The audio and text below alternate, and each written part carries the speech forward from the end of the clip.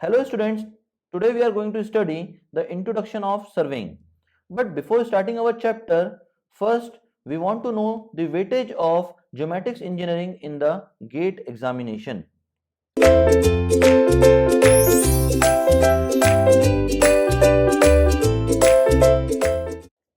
Now I had bifurcated the geomatics engineering into 6 chapters, that is the fundamental concepts, linear measurement, compass surveying, traversing, leveling and contouring, and the miscellaneous.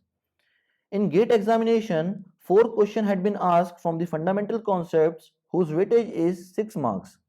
From linear measurement, 4 questions had been asked whose weightage is 8 marks. From compass surveying, 10 questions had been asked whose weightage is 19 marks. Similarly, from traversing, 13 questions had been asked whose weightage is 16 marks. From leveling and contouring, 25 questions had been asked whose weightage is 41 marks, and from miscellaneous, 27 questions had been asked whose weightage is 41 marks. So as per the GATE examination, these 3 chapters, that is compass surveying, leveling and contouring, and miscellaneous, becomes very important. Now we will see the year-wise weightage of marks of geomatics engineering.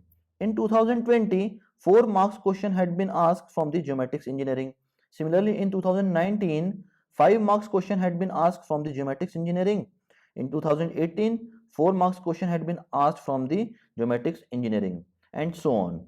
So we can say that at an average 4 to 5 marks question had been asked every year from the geomatics engineering in the GATE examination. So this subject becomes very important as per the GATE point of view. Okay students. Now the reference book which we need to refer in the geomatics engineering. First one is Surveying and Leveling by N.N. Basak. Next one is Surveying Volume 1 by S.K. Duggal and Volume 2 by S.K. Duggal. Now if you want to refer any book, then you can go through the N.N. Basak or S.K. Duggal's book. Now we will start our first chapter, that is Fundamental Concepts of Surveying, in which our first topic is Introduction of Surveying. Now what do you mean by surveying? Surveying is the art of determining the relative position of points on, above, or beneath the surface of earth by means of direct or indirect measurements of distance, direction, and elevation. It means that if you want to determine the relative position of any point on the surface of the earth, above the surface of the earth, or beneath the surface of the earth, by means of direct or indirect measurements of distance, direction, and elevation, then it is known as surveying. Suppose that I had made a point here that is known as reference point. Okay.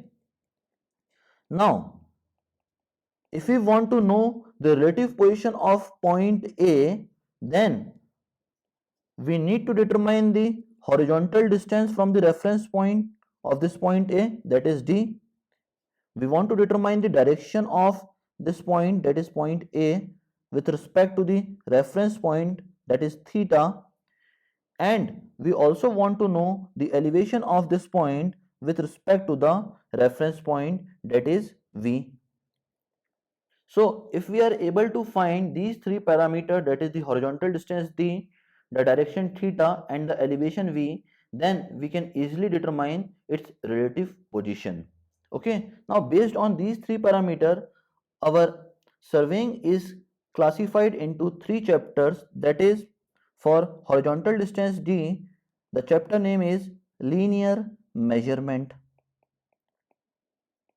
Similarly, for direction measurement theta, the chapter name is compass surveying, and for elevation measurement, the chapter name is leveling.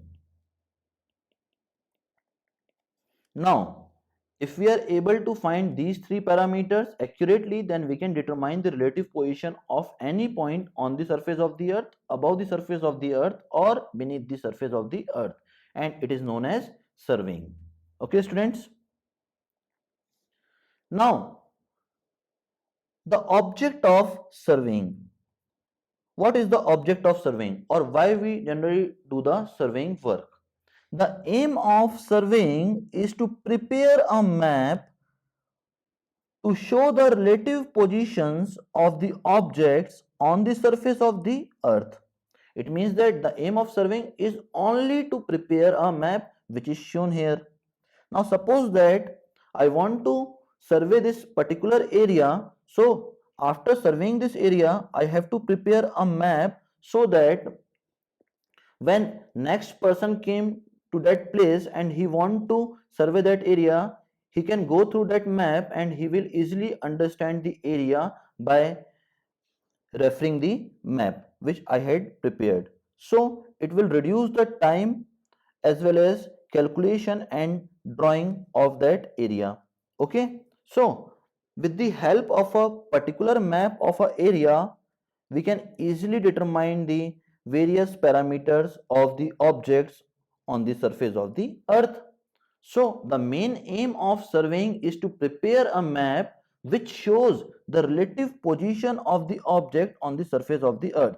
Okay, that is all about the introduction of surveying. Thank you very much, students.